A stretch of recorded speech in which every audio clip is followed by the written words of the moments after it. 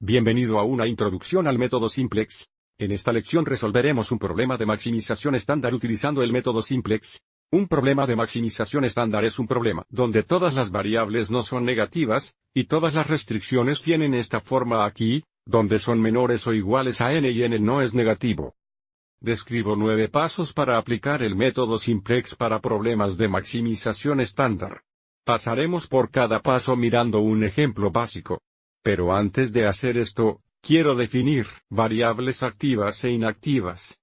Las variables activas o básicas corresponden a columnas que contienen solo una entrada y entradas distintas de 0. Las variables inactivas o no básicas corresponden a columnas que no contienen solo una entrada y no 0. Esto es importante porque al aplicar el método Simplex, podemos ver el cuadro completo para determinar el valor de las variables activas. Todas las variables inactivas serán iguales a 0. Entonces, para hacer un seguimiento de las variables activas, etiquetamos cada fila con el nombre de la variable activa o básica correspondiente. Si no hiciéramos esto, podríamos determinarlos al final, pero voy a seguirlos a medida que avanzamos. Así que aquí está nuestro problema de maximización estándar. Tenemos la función objetivo que estamos tratando de maximizar, y tenemos nuestras limitaciones. Observe cómo los dos últimos solo confirman que C no son negativos. No los utilizaremos para realizar el método Simplex. Entonces, el primer paso, queremos convertir estas dos primeras desigualdades en ecuaciones usando variables de holgura. Entonces, si 2x más y es menor o igual que 5, debe haber algún valor que llamaremos S, para que podamos hacer que el lado izquierdo sea igual a 5, lo que significa que podemos escribir una ecuación 2x más y más algún valor S debería ser igual a 5. Ahora dejando algo de espacio aquí horizontalmente, porque tendremos otras variables, queremos que los términos similares se alineen verticalmente. Para la segunda desigualdad, tenemos 2x más y es menor o igual que 4. Entonces a la izquierda podríamos agregar otro valor, lo llamaremos t, para que x más 2 y más t sería igual a 4, no menor o igual a 4. Ahora para la tercera ecuación, iremos al paso 2. Vamos a establecer la función objetivo igual a 0. Entonces, mirando la función objetivo, queremos que p permanezca positivo, por lo que restaremos los términos c en ambos lados, lo que nos dará 2x menos 5 y más p negativos. Plus p es igual a 0. Ahora estamos casi listos para configurar la tabla simple o el cuadro. Antes de hacer esto, voy a cambiar ligeramente la forma de estas ecuaciones. Incluyamos cada variable en cada ecuación. Entonces escribiremos la primera ecuación como 2x más 1, y más 1 s más 0 t más 0 p es igual a 5. La segunda ecuación escribiremos una x más 2, y más 0s más 1t más 0p es igual a 4. Tercera ecuación negativa 2x menos 5, y más 0s más 0t más 1p es igual a 0. Usaremos todas estas constantes en nuestro cuadro. Entonces, para configurar el cuadro dado aquí, primero etiquetamos las columnas con las variables utilizadas, x, y, s, t y p.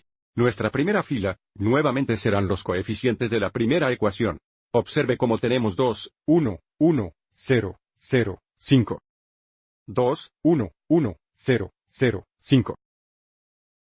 Luego tenemos 1, 2, 0, 1, 0, 4. Y finalmente tenemos 2 negativos, 5 negativos, 0, 0, 1, 0.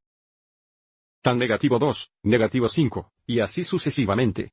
Lo último que queremos hacer es etiquetar las variables activas aquí a la izquierda, que serían las columnas que solo contienen 1 y ceros.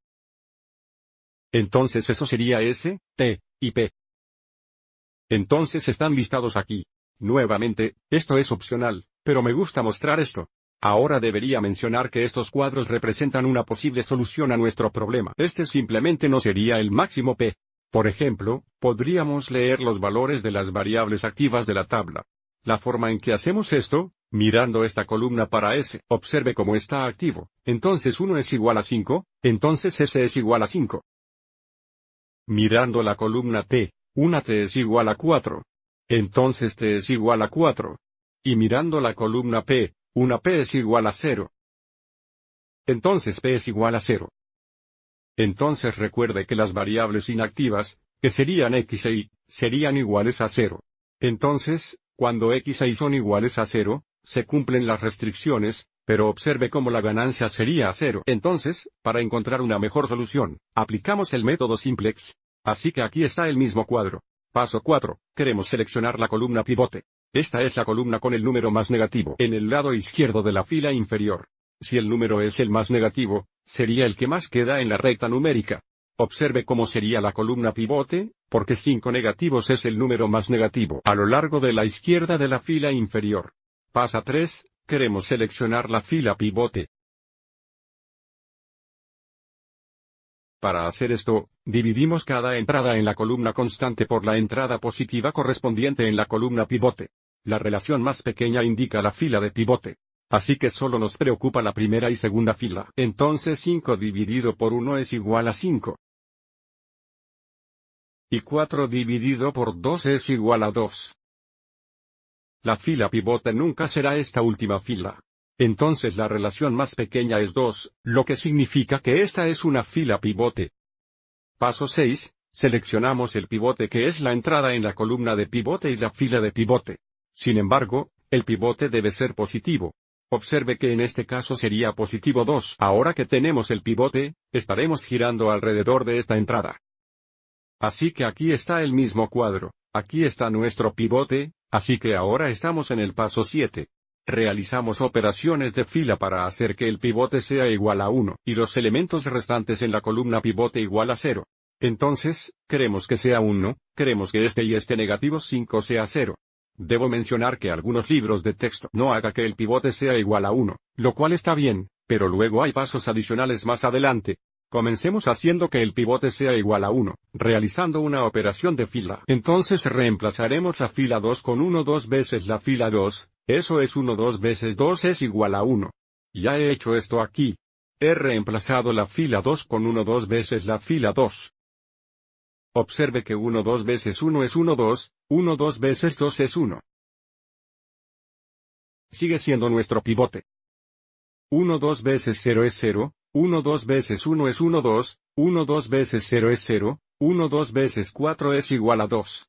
A continuación, queremos que esta entrada y esta entrada sean 0. Hagamos esto en la próxima diapositiva. Así que de nuevo, aquí está el cuadro de la diapositiva anterior. Si queremos que esta entrada sea 0, podríamos reemplazar la fila 1 con la fila 1 menos la fila 2. Avancemos y hagamos eso. Reemplazaremos la fila 1 con la fila 1 menos la fila 2. Y para hacer esta entrada a 0, podríamos tomar la fila 3 y agregar 5 veces la fila 2.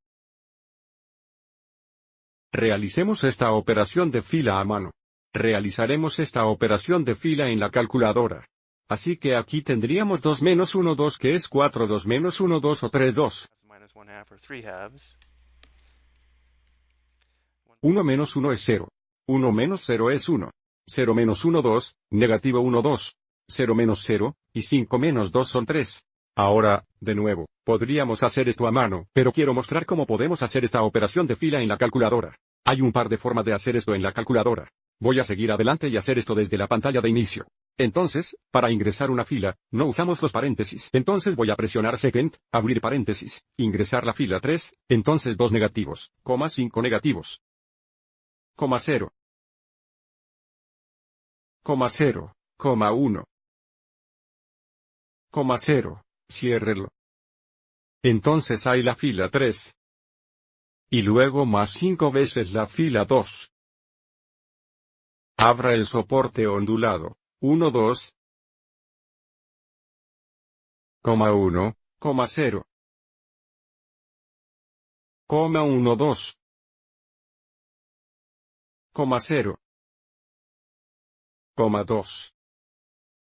Y ciérralo. Presione entrar. Ahora nos está dando una forma decimal. Queremos la forma de fracción, así que presionaremos más. Enter, enter. Entonces tenemos 1 2, 0, 0, 5 2, 1, 10. Podríamos haberlo hecho fácilmente a mano, pero cuando hay muchas fracciones involucradas, Usar una calculadora es una buena manera de no cometer un error. Ahora, al realizar estas operaciones de fila, observe cómo T ya no está activo. Esta columna ya no contiene 1 y ceros. La nueva variable activa sería I. Entonces reemplazamos esta T con I. Otra forma de ver esto sería mirar la fila y la columna de nuestro pivote. Observe cómo está en la fila T y la columna I. Entonces T es la variable que sale, y es la variable que ingresa. Entonces reemplazamos la T con la I. Ahora, para llevar este cuadro a la siguiente diapositiva, el paso 8 dice que repita identificando la entrada más negativa a la izquierda en la última fila. Pero no hay ninguno, todos son positivos, lo que en realidad significa que hemos terminado. Paso 9. Una vez el lado izquierdo de la última fila todo es no negativo, la solución se puede encontrar. El valor de cada variable de fila o variable activa es igual a la entrada más a la derecha de la fila. Todas las variables inactivas son iguales a 0. Entonces, mirando el cuadro, observe cómo S está activo, lo que significa que 1 o S es igual a 3, y mirando la columna I, y está activo, también está etiquetado aquí, 1 y es igual a 2. Entonces sabemos que S es igual a 3, y es igual a 2. Y también P está activo, P es igual a 10. Lo que significa que el máximo de P bajo estas restricciones es 10. Recuerde que todas las variables inactivas son iguales a 0, entonces T es igual a 0 y X es igual a 0.